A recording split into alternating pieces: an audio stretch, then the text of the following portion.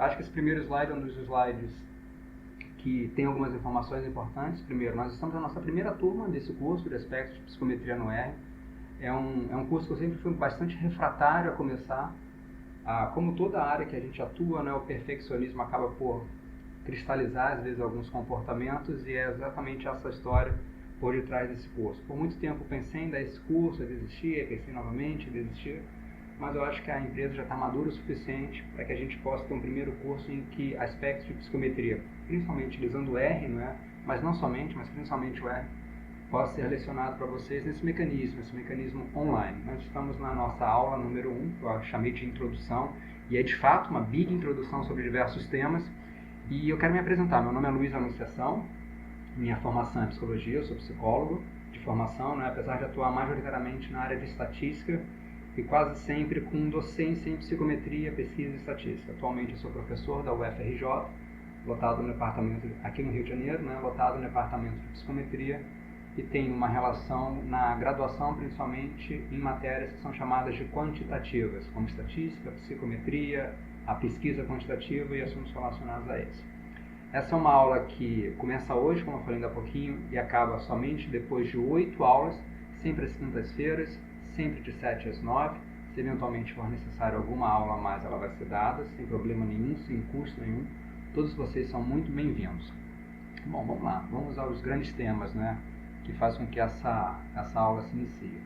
Hoje, especialmente, na verdade, eu acho que só hoje, nós vamos dividir a aula em dois momentos que são claramente distintos. Um primeiro momento que eu estou chamando de apresentação do curso, vou falar um pouco sobre a história da medida psicológica, vou falar um pouco sobre o nível de medida e algumas questões que são importantes, apesar de uma maneira um pouquinho mais superficial.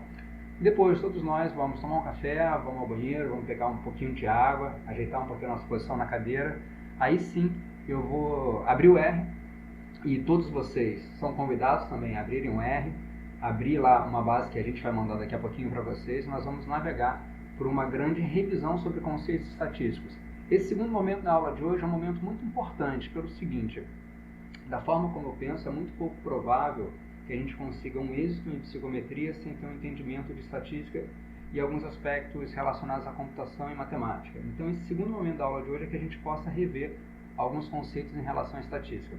Eu falo rever, mas eu sei que para algumas pessoas pode ser ver pela primeira vez. Não tem problema se esse for o seu caso. Eu também sei que para algumas pessoas vai ser super superficial, ou seja, isso não vai acrescentar muitas coisas. É de fato uma revisão de uma forma muito incipiente para aquelas pessoas que já têm esse conhecimento e de uma forma que talvez seja um pouco desleixada de propósito àquelas pessoas que ainda não têm esse conhecimento. Nossa motivação, né? Bom, vocês vão reparar que sempre eu estou utilizando alguns verbos que são verbos de referência. O primeiro grande ponto aqui da nossa aula é introduzir os principais temas da psicometria a partir de aspectos teóricos e práticos. Nosso segundo grande ponto aqui, ou seja, o que nos motiva também, é conseguir apresentar questões relacionadas às decisões psicométricas, ou seja, coisas calcadas em tomada de decisão na realidade. Temos um outro tópico, um tópico um pouquinho maior, que é oferecer ao estudante instruções relacionadas à análise de dados de instrumentos psicológicos, testes, escalas, checklists. Na próxima aula, na aula da a segunda aula na quinta-feira da semana que vem, eu vou fazer uma distinção entre essa taxonomia na psicologia, mas esse é o objetivo, oferecer a vocês todos aqui apareceu uma frase antes. Vocês todos oferecer aos estudantes instruções relacionadas à análise de dados de instrumentos psicológicos, feito majoritariamente no R com dados reais. Então, uma coisa importante, se eu tivesse que dar um nome real para esse curso, um nome que melhor fosse aderente àquilo que a gente pretende aqui, é um curso relacionado à análise de dados de variáveis psicológicas coletadas a partir de instrumentos psicológicos. Então, claro que é um curso que vai oferecer uma introdução sobre os principais temas da psicometria, vai fazer uma revisão sobre aspectos estatísticos de modelagem computacional do fenômeno psicológico, mas eu entendo esse curso como um curso de análise de dados de fenômenos psicológicos feitos no R. Então, de certa maneira, não sei se é um pouco impolido falar isso, mas eu considero que é um curso relacionado àquilo que eu faço, tá bom? E eu espero que vocês gostem desse curso, né? Porque, de fato, trabalhar no R, trabalhar com psicometria é de longe uma das coisas mais desafiadoras e também incríveis quando a gente trabalha com psicologia e algumas outras áreas que são muito próximas à psicologia que acabam por fazer uso dela. Uma coisa muito importante, né? Esse curso ele tem algumas referências, alguns livros que vocês vão reparar que a maior parte dos slides foram meio que copiados desses livros. Esses livros têm uma importância muito grande, não somente na formação, uma pós-graduação relacionada a métodos quantitativos, muito próximo à psicometria, mas também como um conteúdo geral que possa apresentar a psicometria para todos os profissionais, incluindo aqueles psicólogos e não psicólogos. Aqui nós temos dois livros à esquerda, não é? Ambos são do mesmo autor, o Michael Furr. O primeiro livro, esse branquinho, é o Psychometrics, an Introduction, uma introdução à psicometria, e o segundo livro é o Scale Constructions and Psychometrics. É um livro que visa ser um livro muito prático de como se constrói instrumentos, não apenas escalas, mas instrumentos em psicologia. Esse livro aí preto é o livro do Paul Klein, chamado The New Psychometrics. É um livro mais geral, interessante pra caramba, mas um pouco menos operacional. E finalmente esse quarto livro, esse azulzinho aí na tela, na parte direita de vocês, é um livro que, de longe, se eu tivesse que atribuir um peso à utilização desses livros, esse teria um maior peso. É o livro da AERA, que é a ERA, né, como a gente fala aqui, e EPI também, que é o Standards. Os standards eles funcionam como um guia de autoridade, um guia autoritário, que a maior parte dos pesquisadores, aceitando ou não, discutindo ou não algumas particularidades, acaba por utilizar quando vai fazer alguma publicação que conte com instrumentos psicométricos. Então, na maior parte do tempo, apesar de eu copiar e colar, né, muitos desses livros, o nosso quarto livro vai ser um livro meio que para toda a obra, né, ou para toda a obra, como antigamente o pessoal falava. Bom, coisas importantes, não quero de forma alguma pareça algo prepotente ou algo que destoe um pouco da iniciativa de todos vocês. Os livros são ótimas referências, mas os livros quase sempre são referências que elas quase sempre não são sempre referências datadas. Eventualmente, o ato de escrever um livro, ele nem sempre sofre as revisões necessárias. Às vezes nós temos bilhões de coisas para fazer e a gente percebe que os livros podem vir com alguns erros e às vezes ficam desatualizados, né, em função das novas tecnologias que estão por aí. Não deixem que isso abale vocês, isso é normal, isso é característico. Se porventura nós descobrirmos algo, da mesma forma que em algum momento as minhas aulas podem apresentar inconsistências, nós vamos rapidamente alterar, mas os livros são os primeiros passos para que a gente entenda essa parte mais pedagógica associada à psicometria. E tem uma outra coisa, né? Artigos empíricos, eu vou utilizar nessa aula alguns artigos, alguns meus também, né, e outros de outros colegas, eles são pouco didáticos. Um artigo empírico quase nunca é feito para explicar um determinado fenômeno. É quase sempre apresentar uma resposta, não uma curiosidade, uma dúvida, uma pergunta do pesquisador, uma equipe de pesquisadores. Então os artigos eles não são tão didáticos assim.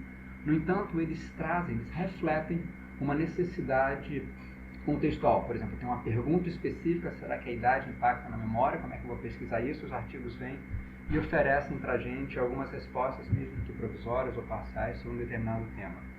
E mais recentemente, principalmente quem já fez alguma coisa nos Estados Unidos, ou mora nos Estados Unidos, ou vai para lá e volta o tempo todo, ou acompanha a publicação americana, é uma tendência, provavelmente essa tendência não vai acabar, não é?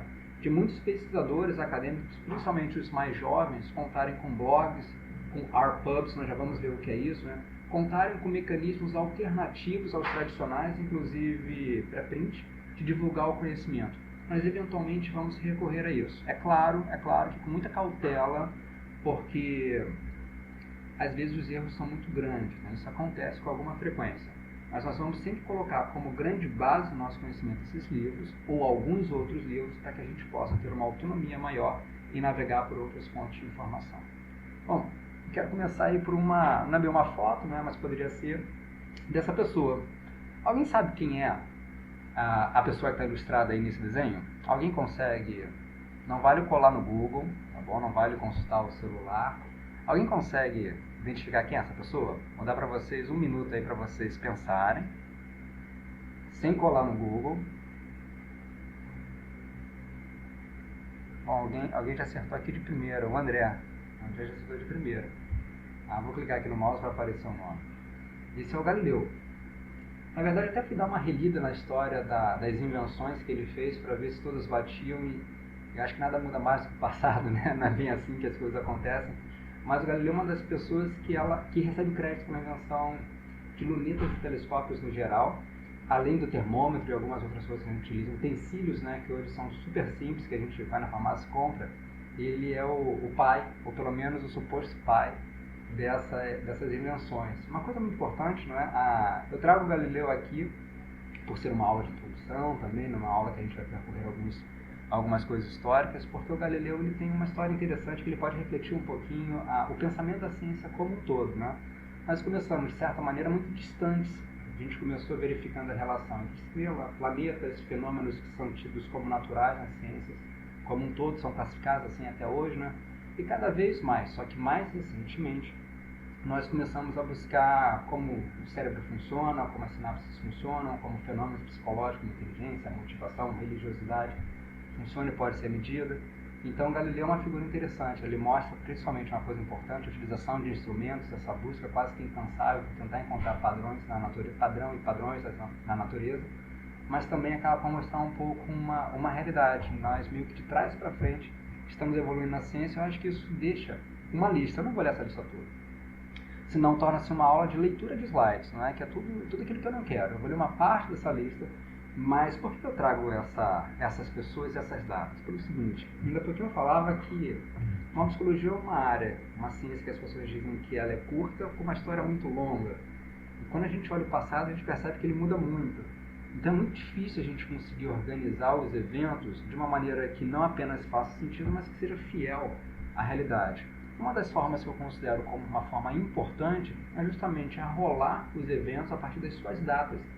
E não é tão difícil. Quando a gente consegue pegar aqueles artigos que são chamados de seminais, quando a gente consegue pegar aquelas publicações que a gente vê a data em que elas foram feitas, isso torna-se mais fácil para que a gente consiga não ter uma narrativa sobre um determinado evento, mas que a gente consiga posicionar aquelas pessoas que são pioneiras ou precursoras de uma determinada área. A psicometria, da forma como eu entendo, uma coisa importante, né? Se falar com uma outra pessoa, talvez ele entenda que a história não é bem assim. Mas a psicometria, da forma como eu entendo, ela começa com o nome principal, o Fechner. Né?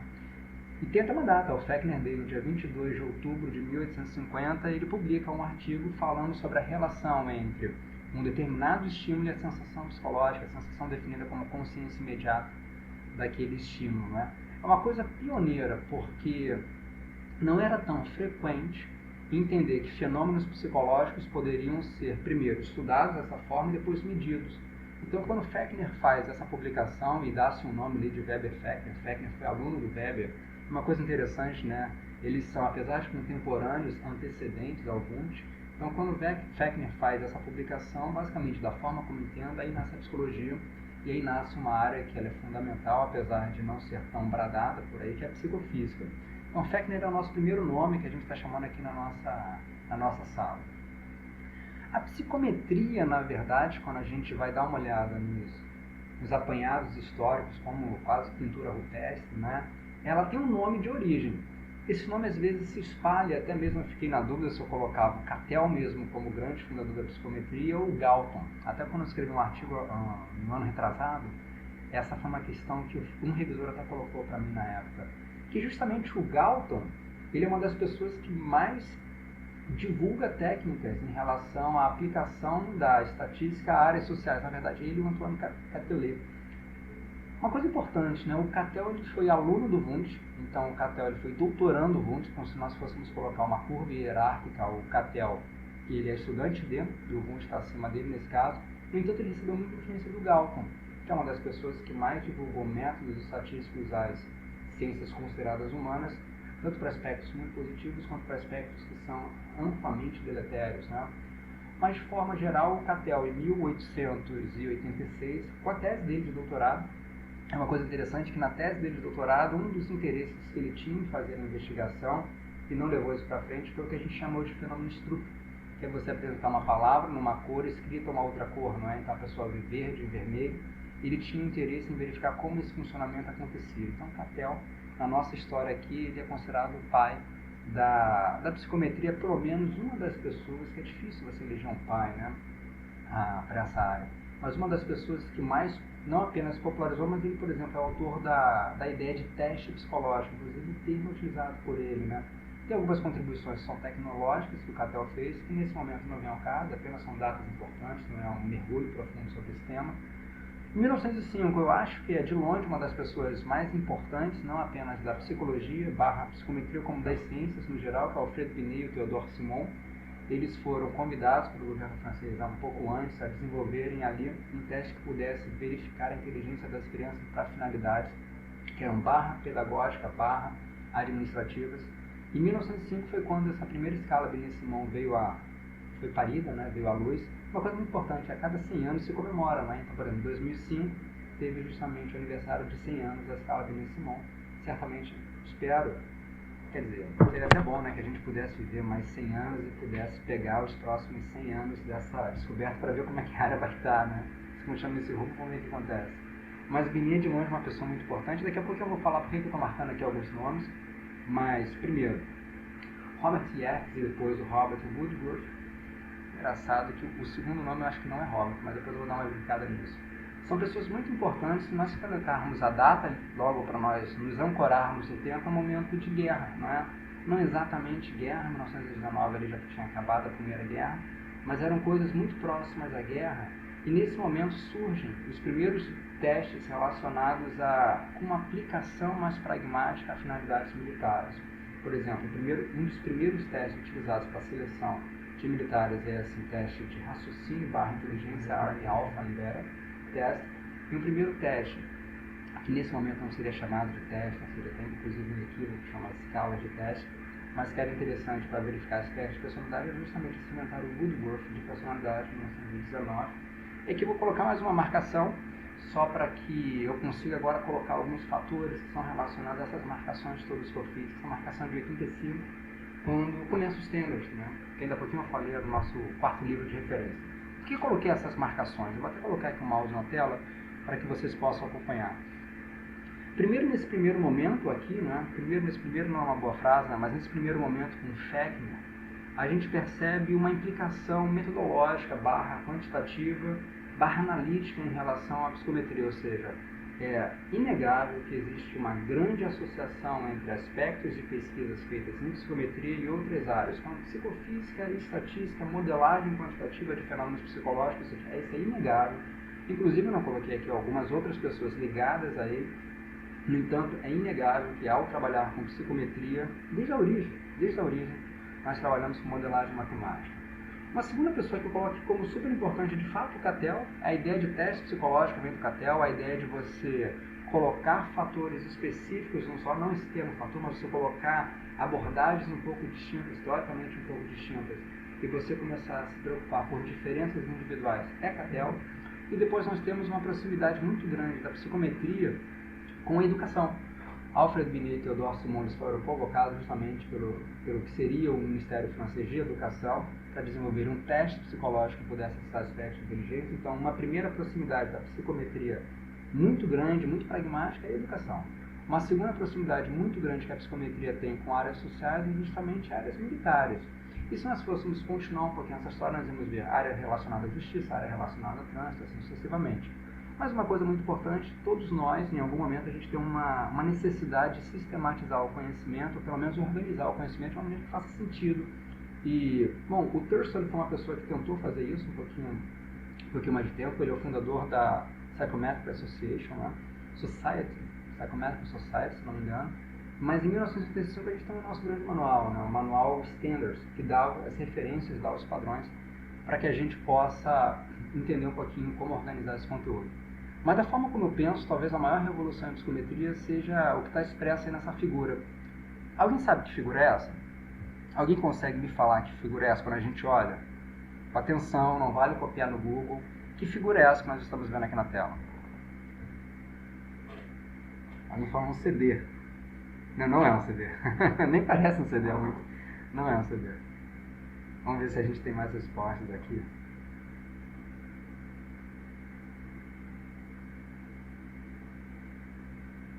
Parece um disquete.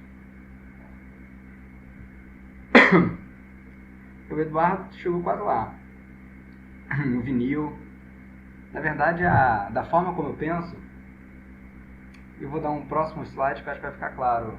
Isso é um disquete. Na verdade, o próprio disquete tinha denominações diferentes em função do seu tamanho. Esse era um dos primeiros disquetes que foi inventado. Se usava assim, ele não cabia nem 1 mega, era 1520 bytes, kbytes, uma coisa dessa, já é muito pequenininho. Então fica pensando que eu acho que todo mundo aqui vivenciou um disquete para instalar o Word, precisava de 10, né, uma coisa assim. Mas uma das coisas que sempre despertou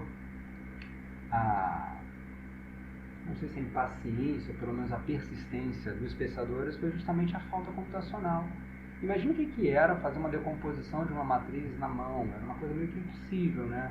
Ou tentar fazer uma iteração de algoritmos na mão, ou pegar uma determinada matriz e colocar essa matriz com uma matriz de identidade na mão, ou seja, é algo basicamente impossível.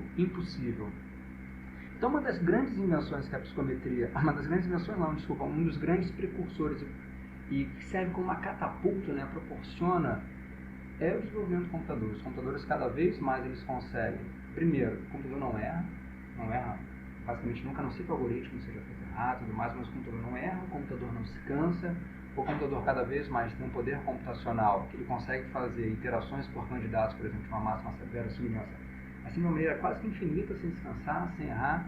O computador cada vez é mais levinho, cada vez é menor, cada vez é mais portátil, cada vez é mais potente. Então, sem sombra de dúvidas, da maneira como eu vejo, os computadores eles permitem que a gente avance pra caramba no conhecimento, não apenas da psicometria como um todo, mas todas as áreas que são dependentes de computador. Por exemplo, econometria, dependente de computador pra caramba. Sociometria, dependente de computador pra caramba. Psicometria, dependente de computador pra caramba. Da forma como eu vejo, é a invenção mais potente em relação à nossa área. Né? Definições. Essa é a única aula que eu vou fazer essa conversa com slides. Isso é um pouco até incômodo para mim. Nas próximas nós vamos já mãos na massa, mas algumas definições são importantes. Né? Primeiro, a psicometria é uma área de interseção. Pelo menos eu encontro muita dificuldade em alocar a psicometria como uma área da estatística, como uma área da psicologia, ou uma área de uma outra área. Eu entendo a psicometria, claro, como uma área confluente, com comunalidades a outras áreas, mas eu vejo a psicometria como uma interseção. Eu penso que a psicometria ela faz justamente a modelagem do fenômeno psicológico, e isso é um tema central. Coloquei em destaque quantitativa porque, principalmente na academia brasileira, existe uma tradição que eu acho totalmente infrutífera, até mesmo um pouco deslocada, em dividir o conhecimento em quanti e quali. Na verdade, qualitativo da forma como eu vejo um nível de medida, mas as pessoas têm esse hábito, não é, de dividirem o conhecimento em quanti e quali, está aqui. Então seria uma espécie de modelagem quantitativa. E é claro, para que a gente possa modelar o fenômeno psicológico necessariamente, ou de uma maneira muito direta, a construção de possíveis instrumentos que acessem a variabilidade do fenômeno psicológico e linkem ao comportamento humano e aos resultados obtidos é meio que patente, é necessário, se procria. Em função disso, a psicometria, também psicometristas em geral, desenvolvem diferentes técnicas e estatísticas para que esses instrumentos possam ser analisados. Coisa importante, né? A psicometria não deve ser confundida com a avaliação psicológica. É evidente que psicometria, avaliação e testagem psicológica também não devem ser confundidas. São áreas próximas, são áreas confluentes, elas iriam andar juntas, mas a gente não pode achar que uma coisa é exatamente a outra coisa. Em matemática, para que uma função do lado esquerdo seja exatamente do lado direito, esses resultados devem ser iguais. Então, psicometria e avaliação psicológica são próximas, mas não são as mesmas coisas. Inclusive, legalmente não são as mesmas coisas, né? As resoluções são diferentes. E também a psicometria não pode ser confundida com psicoestatística, uma vez que o grande barato da psicometria é se preocupar com teoria e técnica. Em outras palavras, teoria é o desenvolvimento de modelos teóricos sobre o funcionamento do ser humano, o funcionamento de processos psicológicos, e técnica, como por exemplo o desenvolvimento de testes, escalas, instrumentos psicológicos que possam verificar o quanto a variabilidade nos resultados desses instrumentos se associa à variabilidade nos resultados do fenômeno psicológico. Bom, espero que até aí esteja tudo legal para todos vocês. Já gastamos 37 minutos, vamos gastar mais 20 no máximo para fazer uma pequena revisão de aspectos estatísticos. Depois nós vamos para algo mais direto, né? Uma coisa importante. De agora em diante, eu vou falar sobre alguns aspectos estatísticos de propósito, de uma forma resumida, de uma forma meio que passar a manteiga na torrada e comer, sabe? Uma coisa levinha, uma coisa tranquila, uma coisa que não venha despertar absolutamente o pavor de ninguém, mas que também não venha se aprofundar. Eu faço isso só porque da segunda aula até a oitava aula, ou às vezes a nona aula, nós vamos nos debruçarmos em aspectos matemáticos. E é muito complicado a gente fazer isso apenas faça o que o computador mandou, sabe? Clica aqui, clica ali e você chega a um resultado. Isso é muito complicado. Então eu vou fazer uma pequena revisão de estatística majoritariamente frequentista para que a gente possa, daqui a pouco, já entender um pouquinho mais do que se trata e a conexão íntima que a psicometria e a estatística têm. E certamente sem isso a aula ia ficar um pouquinho mais pobre, né? Talvez um grande conceito em relação à estatística é o conceito de variável, né? Uma coisa muito importante, variável não é sinônimo ipsilíquo de variável aleatória, nem contínua nem discreta. Uma variável é algo que varia, mas não necessariamente é algo plugado numa função de probabilidade, ou seja, não tem um espaço probabilístico bem definido. Uma variável aleatória é uma variável que é uma função definida em um espaço de probabilidade. Então você tem um range de possibilidades, mesmo que você não saiba qual vai ser o desfecho daquele experimento. O termo experimento em estatística não é a mesma coisa que experimento em ciências em geral. Mesmo que você não saiba o resultado daquele experimento, você tem um range, uma amplitude de possibilidades. Uma variável aleatória, seja discreta ou seja contínua, é toda função definida no espaço de probabilidade. É isso que nós vamos entender. Claro, é óbvio que, eventualmente, esse não é um curso de probabilidade, isso não é probabilidade. Então, para que isso torne-se um pouco mais simples, eu vou meio que dizer o que eu acabei de falar, variável é uma característica. Às vezes, é quase próximo a atributo, às vezes quase próximo a atributo, a objeto. No entanto, eu quero que vocês entendam que uma variável aleatória, quando contínua ou discreta, é uma função definida no espaço de probabilidade. Coisa muito importante, as variáveis, agora entendendo da maneira mais simples possível como características, elas apresentam pelo menos 3 formas da gente lidar com elas. Primeiro, toda variável tem um relacionamento, toda variável tem uma escala, um nível de medida, e toda variável tem uma capacidade informacional, entre as outras definições e classificações que a gente pode ou possa criar. Nós vamos ver isso daqui a pouquinho de uma modelagem mais clara. Um relacionamento dá para definir de diversas maneiras possíveis, mas da maneira mais simples possível, uma variável ela pode ser independente ou dependente. Talvez uma forma fácil da gente lembrar disso, aquelas pessoas que talvez apresentem ainda algum receio em relação a isso, é os sinônimos. Variáveis independentes, quando a gente pega livros, por exemplo, de estatística ou econometria, às vezes são chamadas de preditoras ou antecedentes. Fica fácil perceber que uma variável preditora ou antecedente, ela vem antes. Em razão dela, a gente tem a nossa variável dependente, ou seja, as variáveis são dependentes ou independentes, a variável independente, ela tecnicamente vem antes, mesmo que por convenção. Por exemplo, alguém pode chegar ao seguinte, mas será que a ansiedade causa depressão? Olha, não sei. Na verdade, pode ser justamente o contrário. No entanto, por uma convenção, quando a gente fala independente ou dependente, mesmo que por um delineamento de pesquisa, nós vamos entender que uma é antecedente e outra é consequente. Toda variável ela pode ser classificada em relação à sua natureza, ou às vezes é chamada de escala, ou às vezes é chamada de nível de medida. Nós vamos ver isso aí com uma certa profundidade, pelo menos nós vamos dar uns passos aqui nessa piscina. E essa variável ela tem uma capacidade informacional. Aquelas variáveis, quando são quantitativas, elas podem ser discretas ou contínuas. Variáveis discretas são aquelas que se distribuem numa probabilidade massa, enquanto, por exemplo, a distribuição de Bernoulli é tipicamente uma família de distribuição discreta, ou binomial, por exemplo, enquanto as variáveis contínuas elas se distribuem numa densidade. Então elas têm uma FDP, uma função de densidade e probabilidade. Coisa muito importante, eu só quero que vocês entendam que isso existe, né? E essas escalas nada mais são do que esquemas ou sistemas dos possíveis valores que uma variável tem. Uma coisa importante, quando uma variável tem um valor, vocês vão me ver ouvindo, né? Vocês vão me escutar de tempos em tempos falando em alguns jargões, quase que uma língua em códigos, né, que são típicas de quem trabalha com estatística. Por exemplo, uma variável se realiza. Que negócio é esse? Uma variável quando se realiza. É bom se realizar, não é? A realização de uma variável nada mais é do que o output dela, um possível valor que essa variável tem.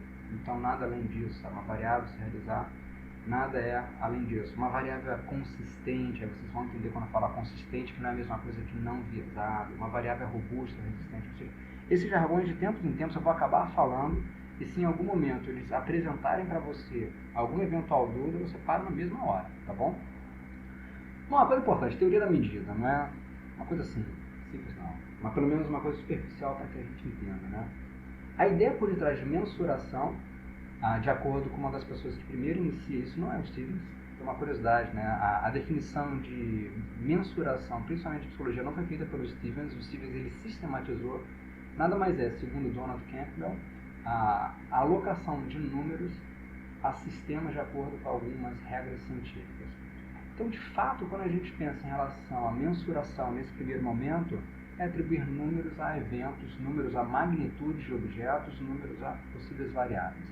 Essa seria uma ideia geral pelo qual se entende mensuração, só que é óbvio que a atribuição de números pode ser feita por convenção ou de uma maneira natural, entre aspas. Por convenção, a gente teria uma escala chamada de nominal, ordinal, depois aquelas medidas são propriamente numéricas, as pessoas iam chamar de intervalares e de contínuas. Mas essa ideia de teoria da medida é uma ideia principal para que a gente entenda a psicologia. Todas as variáveis vão ser por construção ou definição numéricas quando nós começarmos a trabalhar com isso. Então, sempre que nós virmos uma variável, sempre que nós virmos lá no nosso programa um vetor, que dentro desse vetor tem alguma coleção de números ou uma coleção de elementos, nós sempre vamos poder alocar números àqueles vetores. Se algum fenômeno existe, ele existe em alguma quantidade, o nosso desafio vai ser como quantificar esse fenômeno. Esse é o nosso grande desafio. É uma coisa muito importante que nesse momento, eu quando falo sobre quantificar, eu estou falando que quantificar é igual a medir. Nem todo mundo concorda com isso. E os debates são altamente inflamados quando a gente, como todas as áreas da ciência, existem escolas. E como todas as áreas em que há escola, existem debates que às vezes são um pouco mais inflamados, acalorados, às vezes são um pouco menos, mas sempre, ou pelo menos quase sempre, quando se trata de pensadores, construtivos. Então, quando eu falo que quantificar é igual a medir, muita gente vai levantar a mão e falar que não é. Que existem pelo menos outras perspectivas em relação à medida, e quase todas colocam que esse primeiro conjunto pelo qual se define essas escalas de medidas falha em tentar criar um sistema de representação numérica a um objeto. Nós não vamos entrar nesse debate. É um debate importante, mas é um debate basicamente teórico que nós não vamos entrar. Mas deixem isso em mente, porque de tempos em tempos, principalmente se vocês forem conversar com pessoas que se apresentam num caixa de atenção da família Hash, vocês vão ter essa dor de cabeça para lidar com. Beleza, uma coisa importante, né? Fotos. Esse aqui é um Stanley Stevens, eu peguei justamente um livro que eu não deixei como referência, mas é um livro interessante. O Stanley Stevens, ele era um psicofísico. E olha, ainda há pouquinho nós falamos do computador, né? Essa engenhoca que ele está aqui, eu vou colocar o mouse na tela para que fique fácil de vocês perceberem. Essa engenhoca que ele está aqui é justamente um aparato que ele podia verificar a variabilidade da audição. O Stevens, ele trabalhava com psicoacústica e ele é justamente uma das pessoas que mais trabalhou em relação à operacionalização da medida e à organização da medida. Tanto que todos os livros de estatística não trazem as outras definições, ou trazem muito pobre, de uma maneira muito parca, as outras definições que se entende de medida. O Stevens é de longe a pessoa mais influente nesse caso, nesse sentido, e academicamente com maior reconhecimento. E eu tenho aqui uma foto que eu consegui tirar, um evento raro, de um grupo de pessoas da psicologia, da psicometria, um grupo de psicometristas que eles se debruçam constantemente sobre medida, para tentar definir adequadamente medida, para tentar tirar todos os eventuais problemas que uma definição possa vir a ter, a definição conjunta já era. Então tem uma foto, vou mostrar para vocês a foto, está aqui. É nesse espaço aí que a gente consegue reunir aquelas pessoas que são realmente muito interessadas em entender, classificar, distinguir, diferenciar as possíveis incertezas em relação às diferentes formas de se entender medida. Isso é meio que uma brincadeira, mas faz um certo sentido, né? E tem um certo sentido também quando a gente fala da proximidade que a psicometria tem com o poder computacional. Na maior parte das vezes, inclusive nesse curso vai ser feito assim, com exceção dessa nossa primeira aula, o primeiro encontro, nós vamos fazer muitas operações, meio que deixando em hold, em stand-by, algumas possíveis ou eventuais questões acerca dos nossos resultados. Nós vamos aprender a fazer algumas coisas, claro, com lógica, com parcimônia, com crítica, mas a gente sempre vai entender que essa parte pragmática é importante, é fundamental. Pouca gente, ou quase ninguém, vai se debruçar em relação aos aspectos teóricos por algumas razões que eu já vou apresentar, mas isso é importante. Mas atualmente é isso. Características importantes em relação, quando a gente compara os nossos instrumentos, os instrumentos que nós vimos lá do Galileu, né? Bom, nós utilizamos instrumentos também, né? Mas o nosso fenômeno não é observado diretamente. Então nós temos, se você falar isso com os neurocientistas um pouco mais selvagens, vai falar que são assim, já tive essa experiência, né? Bota um cara maneiro demais, você está vendo ali. Mas eu acho que é uma convenção, acho que quase ninguém iria questionar isso. Os nossos fenômenos como atenção, memória, inteligência, religiosidade, esperança, não são observados diretamente, a expressão deles sim. A nossa medida ela é indireta, a gente não tem... Não botaria? A nossa medida é indireta, nós não temos uma unidade fundamental, por exemplo, quilogramas, segundos, metros, nós não temos uma unidade fundamental e, por definição, nós não temos um zero absoluto. É uma coisa muito importante, né? A nossa definição do fenômeno que nós estamos avaliando é uma definição que eventualmente é muito problemática, muito ambígua, que a gente chamaria de definição constitutiva. quase sempre passível de uma discórdia entre pesquisadores. Então, se você pensar, inclusive, na psicologia como um todo, psicometria de uma maneira mais específica, existem conceitos que quase são sinônimos de outros. Por exemplo, a pessoa tem uma personalidade resistente, a pessoa tem uma personalidade resiliente, a pessoa tem uma personalidade com um fator hard elevado. Oh, meu Deus do céu, parecem que são coisas exatamente iguais. Aí você vai em fields específicos, eles vão falar que não é de forma alguma, são coisas diferentes. E a gente acaba por ter uma tentativa de fazer a comparação entre as pessoas de uma maneira por convenção acadêmica ou às vezes por condições estatísticas. Em outras palavras, a gente não vai falar aqui no nosso curso que tem um teste de QI. A gente não vai falar isso. Imagina, seria um equívoco muito grande, porque QI não é uma unidade fundamental, QI não é uma unidade derivada, que é justamente uma convenção estatística que nós damos para os resultados de uma determinada avaliação da inteligência, que pode, de uma maneira pelo menos parcimoniosa, fazer a comparação entre grupos, ou até mesmo uma pessoa intra ela própria. Ou seja, a nossa medida em psicologia e psicometria como um todo é uma medida indireta, com algumas falhas, mas é claro que a gente não vai pegar isso como se fosse algo ruim, como aquele fogo que apenas derrete a manteiga. Nós vamos pegar isso de uma maneira positiva, que possa nos revigorar para que a gente avance em produzir o conhecimento, né? Uma coisa importante, deixa eu voltar aqui. Todo fenômeno psicológico tem dois grandes entraves que são enormes. Tem alguns outros, mas eu não quero desanimar vocês. Mas tem dois entraves que são realmente muito severos. O primeiro entrave é o efeito de saturação. Então vamos imaginar que a gente faça lá na frente, na nossa aula de número 4, nós vamos ver análise fatorial exploratória. Nós vamos ver que os resultados da análise fatorial exploratória, nós vamos ver coeficientes correlacionados que recebem um nome específico, lambdas, ou dependendo do livro, alguns outros, né? Mas nós vamos ver que para todos os itens, por exemplo, de uma escala, vai ter um determinado número associado a um fator. Eu falo, mas o que é isso, né? Efeito de saturação. Seria pouco provável que você encontrasse uma determinada classe de respostas fosse apenas atribuída a um determinado fator. Pouco provável isso. Na verdade, se você encontrou isso, você deve ter feito alguma coisa errada, né? Eu já fiz várias vezes coisas erradas, assim, que estou falando de erro, eu entendo bastante autoridade. E o que a gente costuma chamar de crud factor, né? Quem traça esse conceito é um 1000. É justamente o seguinte: alguém pode chegar para ti e falar, olha só, mas uma pessoa quando ela tem um problema de atenção, certamente, ela pode ter uma dificuldade de memorização. Eu falo, certamente, concordo contigo. Então quer dizer que memória e atenção são interligadas? Eu falo, sem dúvida. E talvez naquele momento a pessoa pode estar mais ou menos motivada quando está diante de uma avaliação. Eu falo, realmente, você acertou. E às vezes, características do ambiente, uma boa iluminação, uma boa sonorização, isso também atrapalha. Realmente você acertou. Qual o nome que a gente dá para quando todas as variáveis afetam todas as variáveis? Crud factor.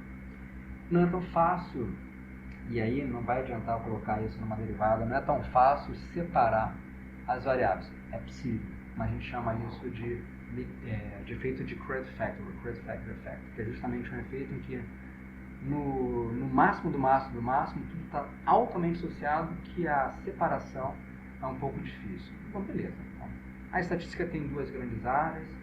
Uma área chamada de estatística descritiva, que se ocupa em descrever e resumir os resultados de uma pesquisa. Ela é anterior em relação à linha cronológica. A palavra estatística e a palavra estado tem a mesma origem, tem a mesma etimologia. Então, se você conversar com um cara da filologia, né, que são exatamente essas pessoas que estudam a origem das palavras, então, estatística e estado vêm de uma mesma base. Na verdade, tem uma certa... É fácil perceber o porquê estatística e estado, a estatística descritiva vem antes, porque o estado, como sempre, e essa é uma prática que não mudou nunca e provavelmente não vai mudar, quer saber quem nós somos para nos taxar, arrumar algum imposto para que a gente pague, para que quando a gente morrer ele pegue nosso dinheiro, para que tudo que vá para o Estado, né? Então não é difícil entender o porquê estatística e Estado tem uma proximidade, também não é difícil entender porque a estatística descritiva vem um pouquinho antes. A estatística inferencial, ela tem muito a ver com a necessidade de você generalizar ou fazer inferências. Nós vamos ver que inferências e generalização não são bem sinônimos unequívocos, ou seja, não são exatamente sinônimos, mas nesse momento a gente não vai entrar nesse debate. A estatística inferencial ela vem um pouquinho depois, muito associada com a teoria dos jogos, motivo pelo qual, quase sempre quando a gente dá um exemplo de inferência estatística, raramente é de testar hipótese. Raramente, só sabe isso quem trabalha com pesquisa empírica. Então, tem aqui uma hipótese, tem uma hipótese contrária, qual hipótese eu devo assumir como verdadeira? Quase nunca as pessoas, quando vão falar sobre estatística inferencial, colocam dessa forma. As pessoas vão o seguinte: não, olha só, você tira uma carta do baralho, qual é a probabilidade de cair um AIS? Então, quase sempre vem a partir de exemplos associados a jogos. E tem um certo sentido, né? As pessoas pararam um pouquinho de deixar a sua própria sorte às forças ocultas e começaram a pensar que não necessariamente diante de um jogo, por isso recebe o nome de azar, né? O azar era certo. Se eu pudesse entender quantas probabilidades de um determinado evento, aí nesse caso discreto, né, pudesse ocorrer, eu poderia prever algumas condições do futuro. Eu acho que o melhor modelo é aquele que eu posso prever alguns eventos do futuro e depois ter a capacidade de verificar se acertei ou não. Mas beleza, estatística inferencial é justamente a área relacionada à estatística a fazer inferências, generalizações. Vamos dar um próximo passo, né? Quando a gente fala sobre medidas de tendência central e medidas de dispersão, nós estamos diante de uma área importante da estatística descritiva, que é a área relacionada a resumos ou sumários numéricos. De fato, resumos ou sumários numéricos não são apenas esses. Eu posso entender que medida de tendência central ela é uma medida de posição, ou seja, ela está acoplada a uma medida de posição. Mas aqui, para que a gente possa entender direitinho do que se trata, resumo numérico, medida de tendência central, medida de dispersão, entre as medidas de tendência central, que por óbvio se aproxima muito quando nós temos uma distribuição normal, que ela está bem no centro, mas ela se afasta quando nós temos uma outra classe de famílias de distribuição. Mas entre as medidas de tendência central, moda, média e mediana estão ali. Lembrando que média não necessariamente é média aritmética, simples, pode ser geométrica ou harmônica, mas nesse momento nós vamos entender medida de tendência central desses três grandes amigos, moda, média e mediana, e medidas de dispersão, que também recebe o nome de medida de espalhamento ou afastamento, amplitude, desvio padrão, intervalo interpartil, coeficiente de variação e uma classe de outras medidas de dispersão, que elas também podem ser utilizadas como dependentes de uma medida de posição, né? Quando a gente escutar o termo, utilizou uma inferência paramétrica, nós vamos entender de uma maneira pragmática que quase sempre a pessoa está elegendo um estimador para uma posição, a média, um excelente estimador, um estimador consistente, não enviesado, e o desvio padrão como uma medida de afastamento dessa média. E quase sempre quando alguém fala, o cara utilizou uma inferência não paramétrica, ele pegou um outro estimador, o estimador é uma fórmula, para lidar com esses dados, às vezes a mediana, às vezes algum outro, e não utilizou o desvio padrão como uma medida de dispersão ou afastamento. Só quero que vocês entendam isso, não é? O termo estatística paramétrica é muito associado a um determinado momento que a gente vai fazer uma modelagem matemática dos nossos dados e a gente vai eleger um estimador para a posição média, quase sempre, não necessariamente, e uma medida que possa ser uma medida de dispersão dessa medida de posição. Eu falo isso apenas com algumas reticências porque tem gente que sabe certinho que distribuições discretas elas podem ser chamadas também de paramétricas em um certo sentido e não necessariamente o termo paramétrico está apenas associado a uma análise de dados, mas sim uma classe de famílias em que você tem um parâmetro desconhecido para estimar e você vai depender disso para você chegar lá. Enquanto a não paramétrica não vai se importar com essa família de distribuições subjacentes a um fenômeno. Beleza.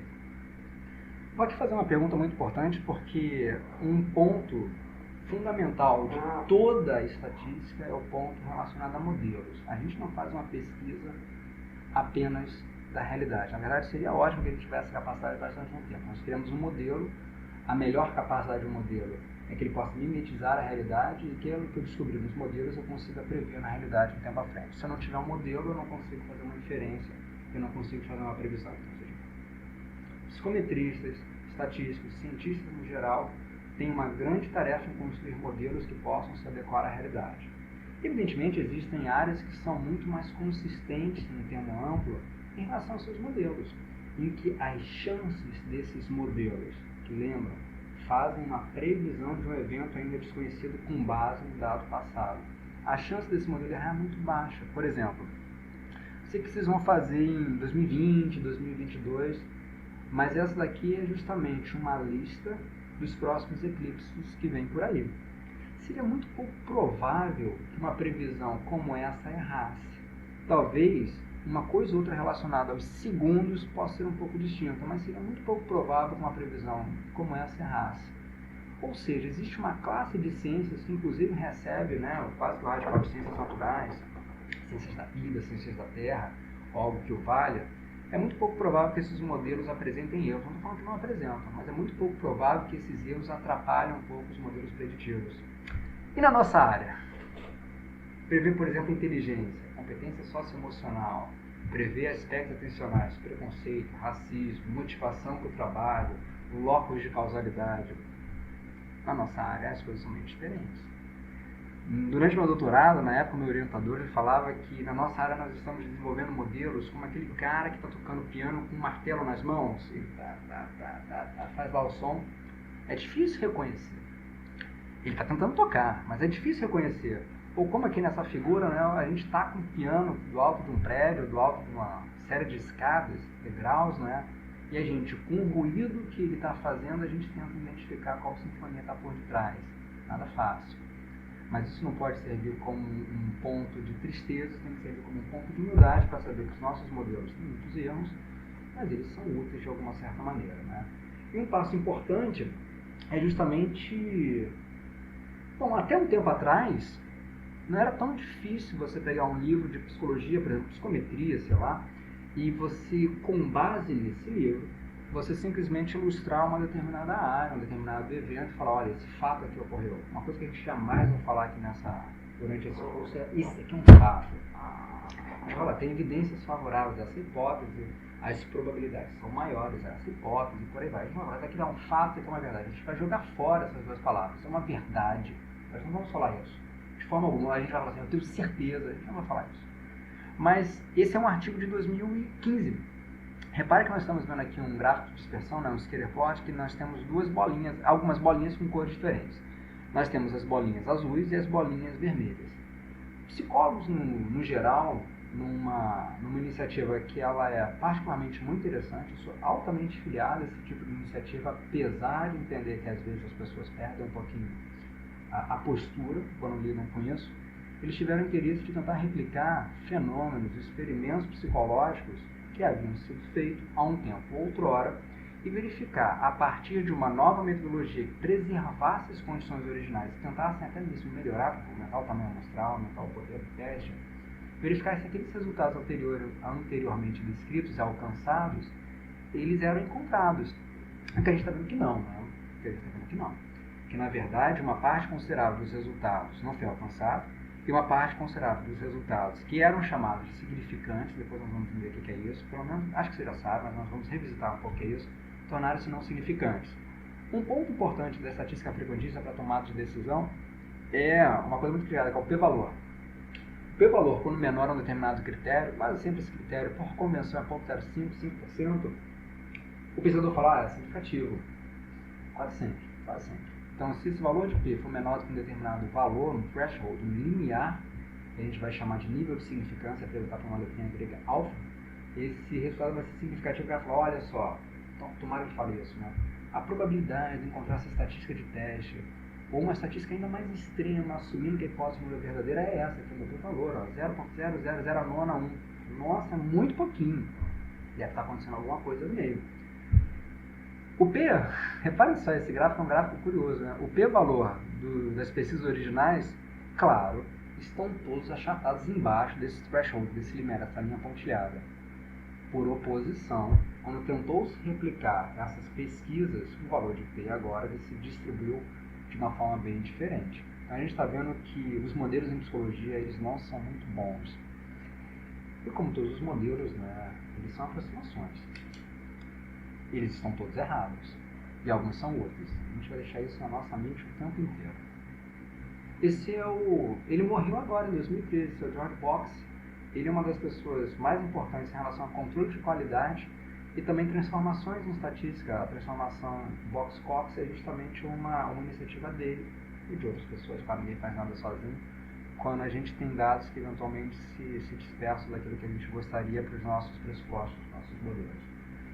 Bom, estamos quase acabando essa big revisão de estatística, não é uma revisão acelerada, eu sei que eu estou taquilálico aqui, mas uma das coisas mais importantes em relação à estatística inferencial é a nossa capacidade de fazer três coisas. Não, vamos lá, vamos aos poucos. É pegar uma população e dessa população quebra, chegou a uma população alvo, quebra, chegou numa amostra. Essa amostra deve ser representativa dessa população, senão não está valendo. Até está, mas com muita crítica, que esses intervalos de confiança eles simplesmente não são adequados e por aí vai. Mas o nosso interesse é sair de uma população, a gente não faz pesquisa de quantas pessoas foram na Lua, ou seja, a gente não consegue ter as 12 pessoas na nossa população, né? A gente tem que pegar uma parte, um subconjunto dessa população que seja representativa, senão não está valendo. e conseguir chegar a um resultado da população. Na verdade, quando a gente faz uma inferência, tem 3 classes ou 3 braços de estatística frequentista que são possíveis. Existe um braço relacionado a uma inferência pontual, quero fazer uma estimação pontual de um valor, eu tenho um valor aqui na população, eu tirei uma amostra, quero estimar esse valor. Eu quero ver os intervalos desse valor na inferência intervalar, e a terceira, na verdade são 4. E a terceira que é justamente um teste de hipóteses. A quarta é a comparação de modelos. Esse teste de hipóteses é uma daquelas coisas que aqui no Brasil nós traduzimos de uma maneira um pouco estranha. A ideia por detrás de um teste de hipóteses, quando a gente vê os livros americanos, normalmente não colocam teste de hipóteses, sabe? Não é bem assim, eles colocam No Hypothesis Statistical Significance Test. Testes de significância de hipótese nula. Por detrás dessa seria uma sigla, não é? Não seria bem um acrônimo, que não dá para falar isso tudo junto, mas por detrás dessa sigla tem as coisinhas mais importantes em relação ao teste de hipótese que a gente traz aqui no Brasil. Primeiro, todo teste de hipótese vai partir do pressuposto que existe uma hipótese. Essa hipótese nada mais é do que uma conjectura. E essa hipótese, quando tem a do vencedor, nós vamos chamar de hipótese alternativa, ou H1. A gente vai falar pelo Straw Person Principle, que não vem ao caso aqui agora, mas quase sempre, quando há 2 ou mais grupos a serem comparados, a ideia por trás da hipótese alternativa é que esses grupos diferem em alguma coisa.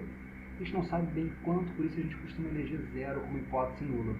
Bom, se tem uma hipótese alternativa, que quase sempre é uma hipótese que vai apregoar por diferenças, existe uma hipótese nula, que é quase sempre aquela que vai falar que não existe diferença. É o mais simples do mais simples do mais simples.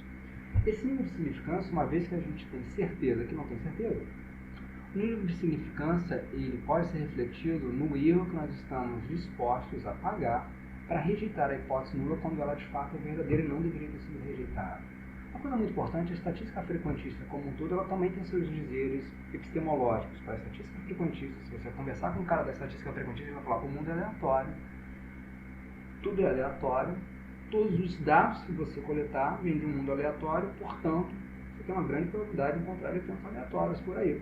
A hipótese nula é sempre verdadeira, na realidade. Esse é o grande dizer de uma pessoa que talvez trabalha com estatística teórica, com essa linhagem frequentista. O nível de significância é justamente um valor que nós vamos associar a um nível de significância para rejeitar a hipótese nula, sabendo que ela talvez não devesse ter sido rejeitada, mesmo que nós já vamos entender com uma ênfase um pouquinho maior, mas beleza, por aí tá bom.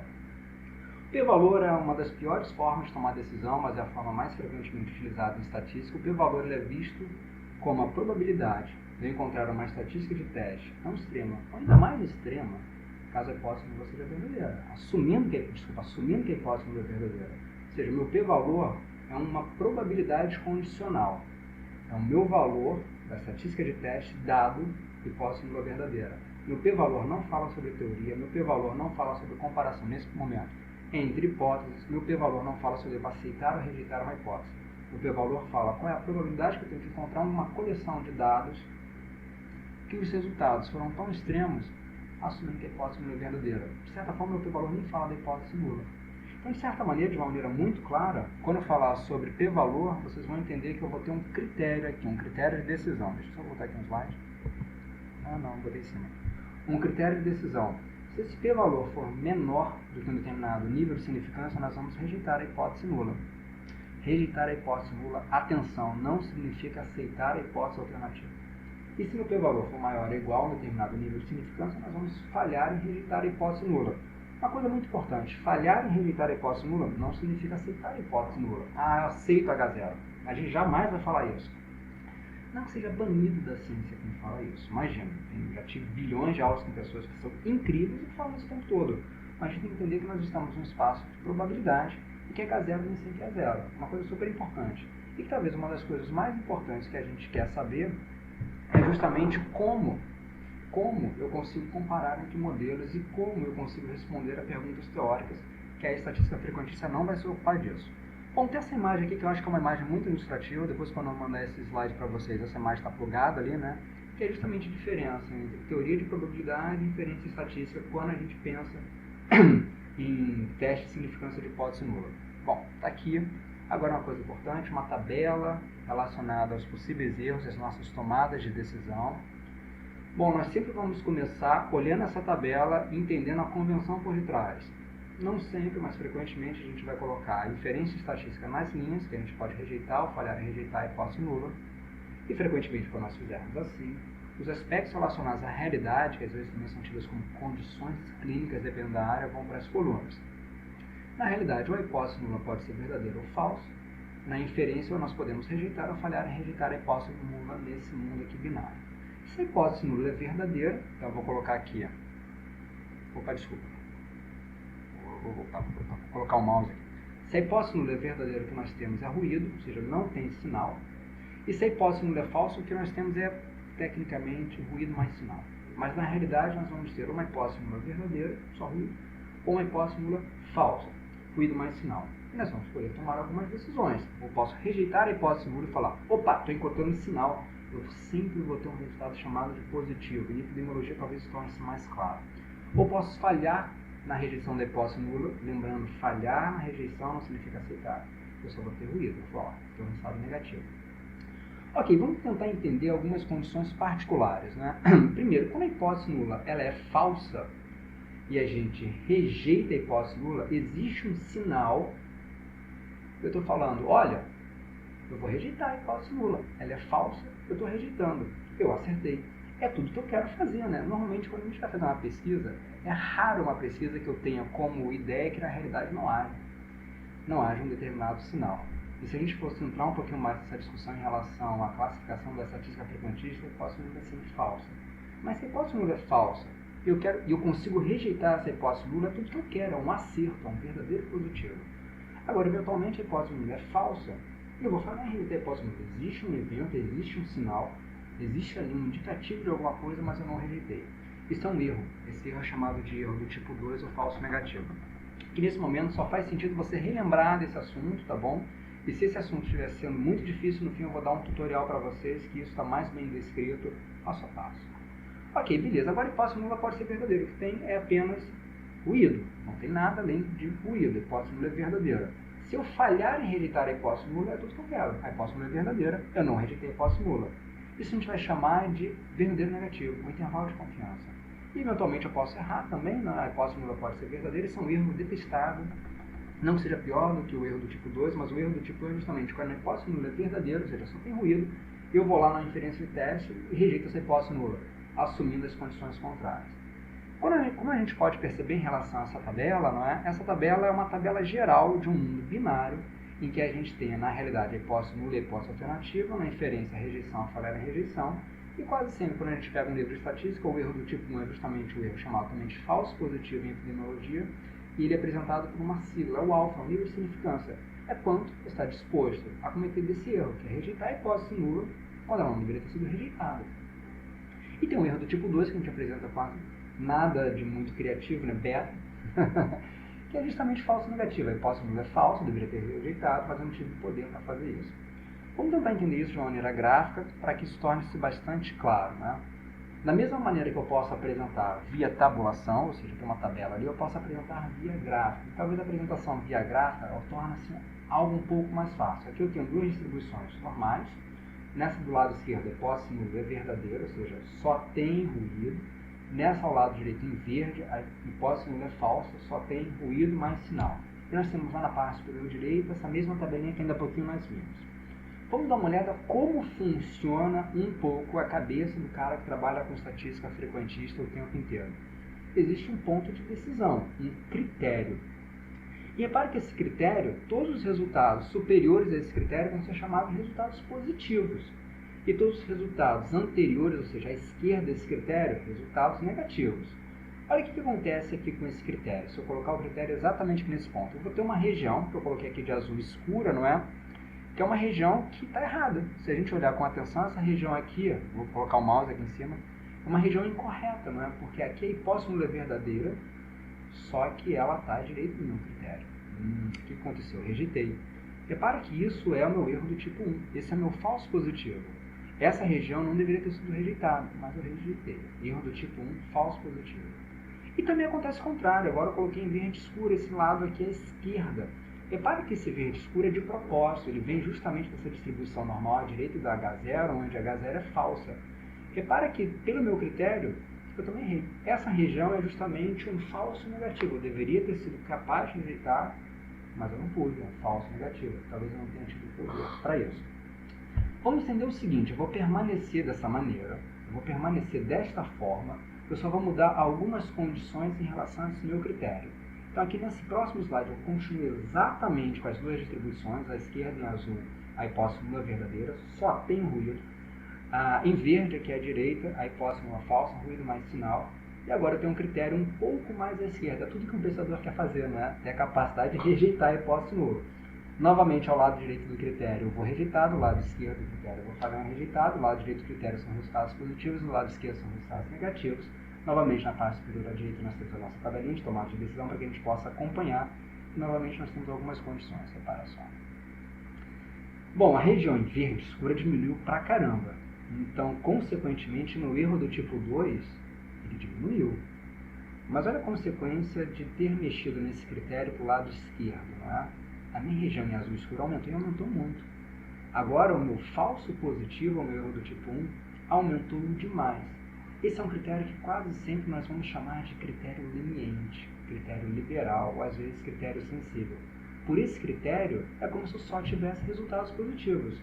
Eu diminuí pra caramba meu erro do tipo 2, meu beta, e aumentei pra caramba meu erro do tipo 1, meu alfa. Quem está certo, quem está errado? Não tem uma regra, existe uma convenção.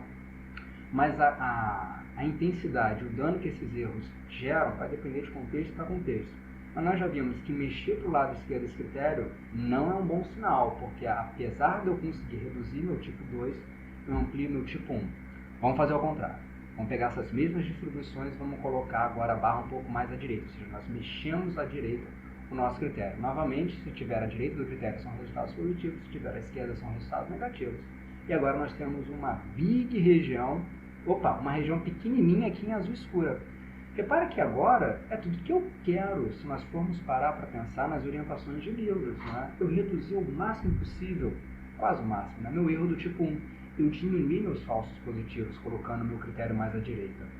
Mas repara que uma parte verde escura agora está muito intensa. Eu reduzi meu erro do tipo 1 sob o custo de aumentar meu erro do tipo 2. É como se eu falasse que agora eu só tenho um resultado negativo. Sei lá, o cara entrou aqui no consultório médico e fala assim, não tem nada, não tem nada, não tem nada, não tem nada.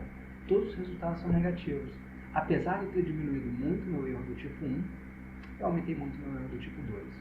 Em outras palavras, aumentar um erro não dá para a gente diminuir um erro e o outro erro ao mesmo tempo. Se eu diminuo um erro, eu aumento o outro erro, e vice-versa. Ou seja, eu vou ter um trade-off, e quase sempre essas discussões elas são infinitas e, na maior parte das vezes, elas aumentam em relação à modelagem matemática. Coisa muito importante, a estatística frequentista ela é particularmente limitada em relação a isso. Ela não necessariamente se pluga à pergunta que o pensador se faz quando vai fazer análise de dados, e ela não responde a questões teóricas. A estatística frequentista vai falar sobre a probabilidade de você ter um conjunto de dados. Dados significa dados significa estatística de teste, dados significa função de probabilidade, dados significa resultado. Então, os dados vêm de um modelo. A estatística frequentista vai assumir que os resultados vêm de um universo em que a hipótese não depende. Beleza, vamos deixar aqui para lá. Vamos todo mundo agora para o R. Nesse momento, a 8h17, eu vou dar para vocês 3 minutos para que todos vocês possam abrir o R. Eu não sei se a Ana já colocou aqui no nosso ambiente um link para uma base de dados. Se a Ana não colocou, vou pedir que ela coloque, por gentileza, aqui. E todos vocês vão ter a capacidade de abrir o R e fazer exatamente as mesmas coisas que eu estou fazendo. Se vocês tiverem alguma dúvida, esse é o momento. Se não tiverem, melhor ainda. Mas se tiverem, podem fazer aqui. Ana, por gentileza, coloca aqui no ambiente de bate-papo o link para Perfeito. Todos vocês devem estar vendo na parte superior à direita desse programinha um pop-up em laranja. Esse pop-up em laranja é justamente a base de dados que nós vamos ver a partir de 3 minutos. 3 minutos porque eu também vou pegar uma água e vou mudar a câmera de posição.